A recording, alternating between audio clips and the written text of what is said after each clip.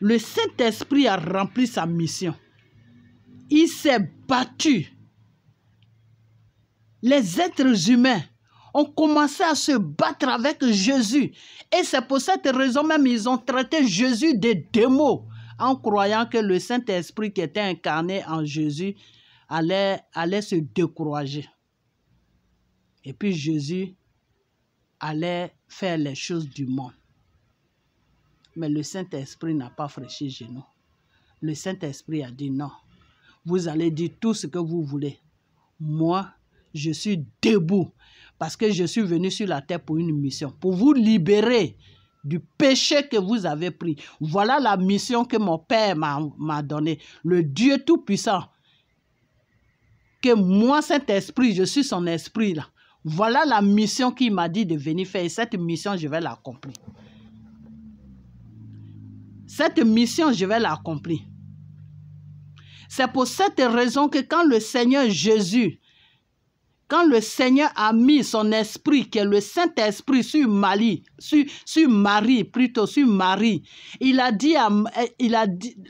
l'ange Gabriel a dit à Marie que cet enfant qui va naître, ça va s'appeler Jésus. Il faut l'appeler Jésus parce que le nom était déjà choisi chez Dieu. Parce que le corps qui va incarner mon esprit, ce corps-là va s'appeler Jésus. Ok?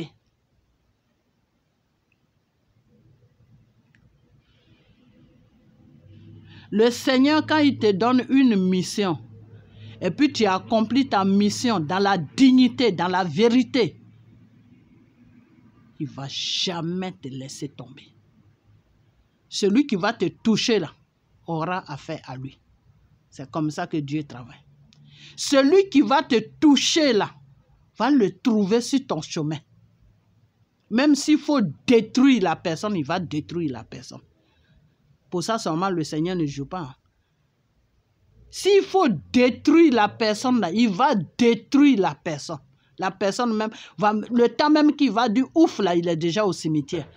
Dieu ne tue pas, hein, mais il ne faut pas marcher sur ce qu'il ne veut pas que tu marches.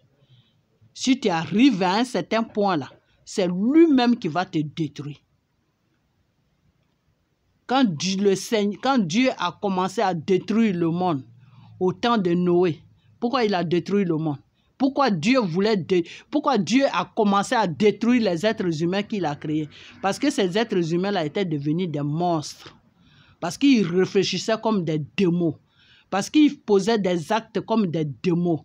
Quand Dieu a vu ça, il a dit non, moi je ne peux pas, moi Dieu qui n'est pas en accord avec le mal, moi Dieu qui déteste le mal, moi Dieu qui passe même pas où le mal passe, moi Dieu qui n'aime pas le mal, moi Dieu qui haït le mal, des êtres humains que moi Dieu j'ai créés qui sont remplis de mal comme ça, mais je vais les détruire, c'est mieux que je les détruise. Et Dieu a commencé à détruire les êtres humains.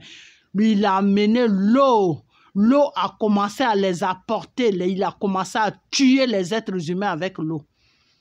Et c'est là qu'il avait dit à Noé de se séparer de ça, de construire une temple où il va se mettre. Parce que Noé était normal. Parce que Noé obéissait à Dieu. Parce que Noé faisait des choses bien. Donc Dieu a dit, toi tu es bien. Toi, tu es un enfant vraiment. Si tous mes enfants pouvaient être comme toi, je serais le Dieu le plus heureux dans le ciel. Mais malheureusement. Et c'est l'amour de Noé qui a arrêté Dieu. Noé, ça a commencé à pleurer à Dieu. Que Père, tu n'es pas comme ça. Il ne faut pas laisser l'être humain que tu as créé te détruire. Parce que tu es en train de faire de la méchanceté. Ce que tu as détruit, tu ne peux pas tuer ça. Arrête. C'est l'amour de Noé que Dieu a vu. Et Dieu a arrêté. Et c'est ce jour-là que Dieu a signé une alliance avec la terre et le ciel, que plus jamais il va détruire la terre. Que la terre n'a qu'à faire tout ce qu'ils veulent. Les êtres humains n'ont qu'à faire tout ce qu'ils veulent.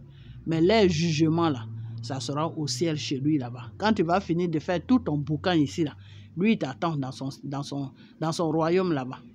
Ton boucan que tu as fait sur la terre, là, tu vas lui rendre compte. Et c'est dans le feu qu'il va t'amener.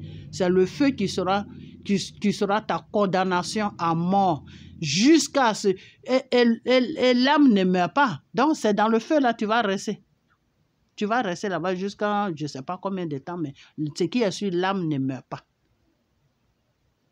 Tout ce qui appartient à Dieu, là, ça ne meurt pas. Et comme on a pris le péché, c'est pour cela que Dieu a mis la mort sur la terre. Sinon, normalement, s'il n'y avait pas le péché, là, la mort n'allait pas exister. On allait vivre jusqu'à quand on vieillit et puis on allait renaître de nouveau encore. Ok? Donc, il y a beaucoup de choses. Donc, le Seigneur Jésus, quand il te met sur une mission, que tu as accompli la mission, il est fier de toi. Il est dans la fierté. Quand il te voit, il est content. Et s'il faut, il te défend jusqu'à toi-même, tu vas dire, mais Dieu, c'est pour ça qu'on dit, quand Dieu t'aime là, quand Dieu est avec toi, mais qui sera contre toi?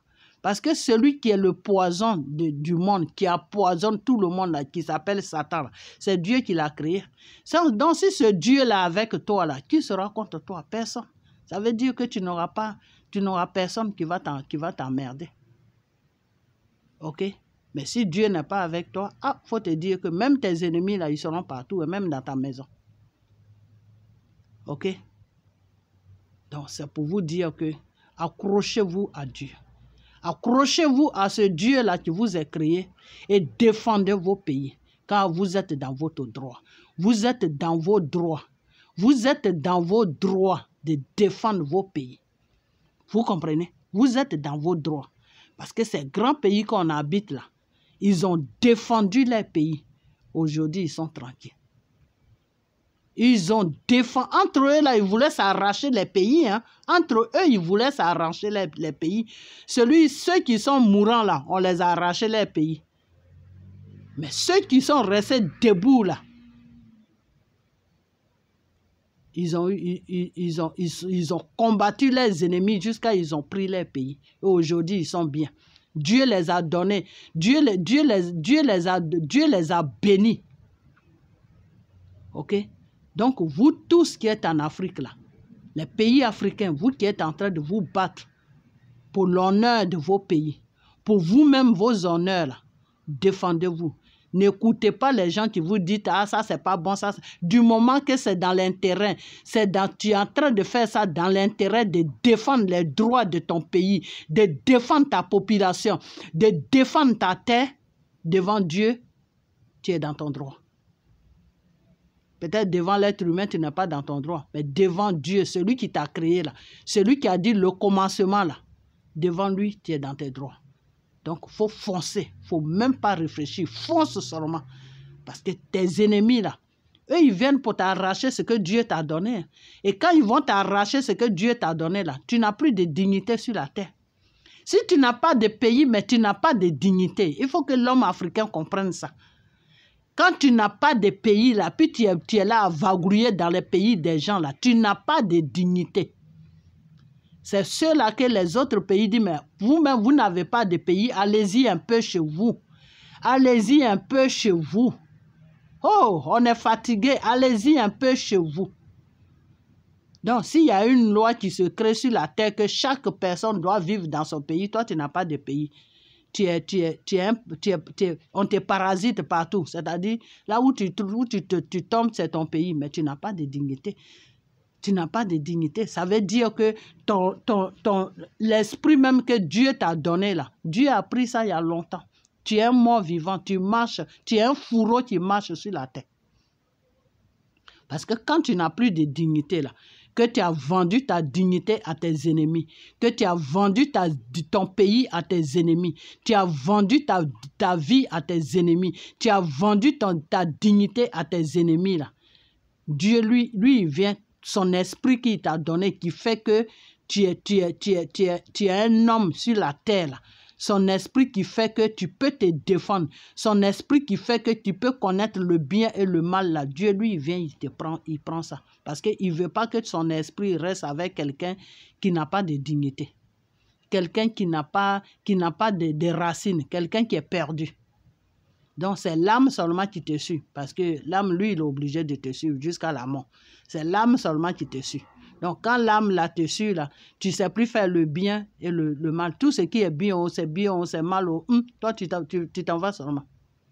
Et il y a plein de gens comme ça qui sont sur l'Afrique, qui sont partout. OK? Donc, défendez vos pays. Tous ceux qui sont dans la trahison de leur pays, là, ne les suivez pas. Parce que ceux-là, Dieu les a déjà jugés. À moins qu'ils changent. S'ils changent, il n'y a pas de problème. Mais s'ils ne changent pas, qu'ils restent dans ça jusqu'à la mort les trouve là, l'enfer qui les attend là, eux-mêmes, ils vont dire, si je savais que ça là, ça m'attendait ici là. Mais c'était mieux que je me bats pour mourir au moins dans une dignité. C'est pour cela, souvent, tu vas voir des gens qui disent que moi, je vais défendre mon pays jusqu'à la mort. Parce que quand tu défends ton pays jusqu'à la mort, que tu arrives chez le Seigneur Jésus là, Dieu même te donne un trophée. Il dit, oui, tu es un homme. Tu ne t'es pas laissé faire devant Satan. Tu ne t'es pas laissé faire devant l'ennemi. Parce que tous ceux qui viennent prendre vos pays en otage, là, pour piller vos pays, là, ce sont vos ennemis. Dans le spirituel, c'est les œuvres de Satan. Si vous ne savez pas, je vais vous dire. Dans le spirituel, on appelle ça les œuvres de Satan. C'est-à-dire, ces œuvres de Satan, Satan vous met dans une prison spirituelle. Votre propre pays, vous êtes sur votre propre pays et vous êtes malheureux. Vous êtes sur votre propre pays et la richesse que Dieu vous a donnée là, c'est eux qui prennent ça. Vous ne pouvez pas profiter de ça. Vous êtes sur votre propre pays, vous avez faim. Vous êtes sur votre propre pays, vous êtes malheureux, vous ne pouvez rien faire. Et c'est l'ennemi qui a pris ton pays en otage là. Lui, il a tout, c'est-à-dire tout. Toi-même, quand tu le regardes, tu dis, l'homme peut souffrir comme ça sur son pays. Quand tu arrives à ce niveau-là, ça veut dire que ton pays là, ton pays est dans une prison spirituelle. Donc, comme ton pays est dans la prison spirituelle, ça joue sur toi, sur la terre. Aujourd'hui, si vous voyez que les Ivoiriens, ils sont un peu contents, ils font du n'importe quoi, ils parlent un peu, ils font de ça, parce que Dieu les a libérés dans le spirituel. Mais la lutte que le pays, la Côte d'Ivoire est en train de prendre là, si ces gens-là ne veulent pas se lever pour défendre leur pays, ils sont tous dans la magouille, ils sont tous dans l'hypocrisie, ils sont tous des menteurs, ils sont tous des voleurs là.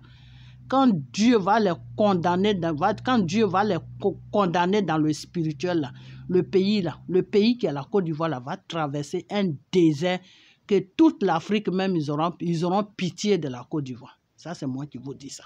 Retenez ça. Si vous, les Ivoiriens, vous ne vous levez pas, que vous dites que c'est leader que vous attendez là, votre pays là, vous allez traverser un désert que vous n'allez même pas croire de vos yeux. C'est-à-dire, vous allez tous fuir votre pays. Et c'est les étrangers qui vont prendre votre pays. Et Dieu là, lui, il vous attend dans son royaume là-bas. Il va tous vous emmener en enfer. Parce que ton pays là, tu dois le défendre. Ton pays là, tu dois te battre pour défendre ton pays. Ça, c'est la dignité d'un homme. Quand tu ne peux pas défendre ton pays là, c'est quelle dignité que tu montres sur la terre? Tu n'as pas de dignité. Tu n'as pas de dignité. Ok? Donc, vous les Ivoiriens là, levez-vous et défendez votre pays, votre sol. On dit le droit de sol. Pourquoi on dit le droit de sol? Parce que le sol, ta terre là, te revient de droit. Le droit de sol. Si vous restez là, que c'est Gbagbo que vous attendez, que c'est celui-là que vous attendez, que c'est celui-là que vous attendez, votre pays là va vous échapper. Ça, c'est moi qui vous dis ça. Votre pays là va vous échapper. C'est un peuple. Quand vous voyez que vos leaders là ne sont plus dans la capacité de faire quelque chose là, c'est vous le peuple qui devez vous lever pour défendre le droit de votre sol. Mais si vous êtes assis là en train de manger des pracalis, des foutous, mangez.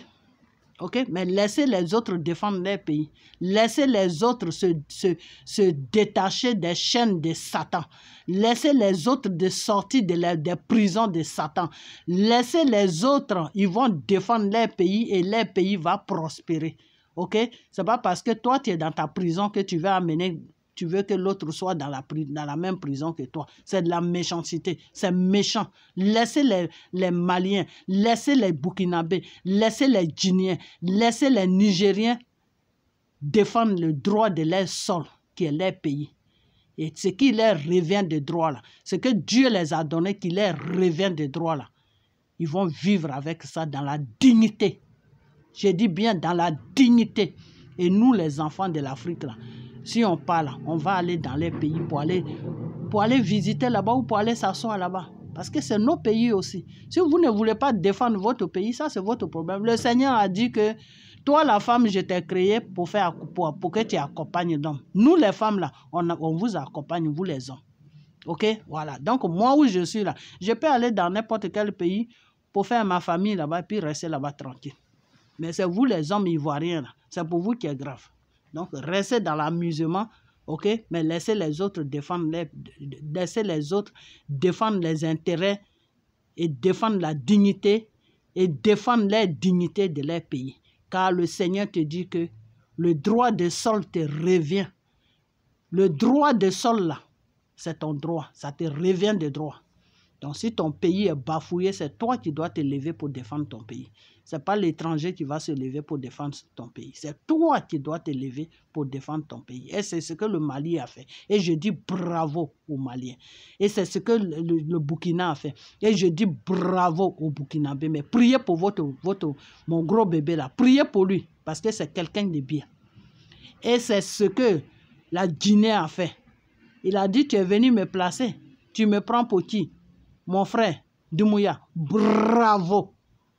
Tu es un digne homme de la Guinée. Et c'est ce que le Niger est en train de faire. Le peuple nigérien, soyez dans la vérité. Le Seigneur est avec vous. Vous allez prendre le trophée de votre pays et vous allez diriger votre pays à votre guide. OK? Voilà. Tous les marionnettes là, foutez-les dehors. Parce que vos pays là vous reviennent de droit. Vos pays vous reviennent de droit devant le Seigneur. OK? Donc, c'est ce que je voulais vous dire.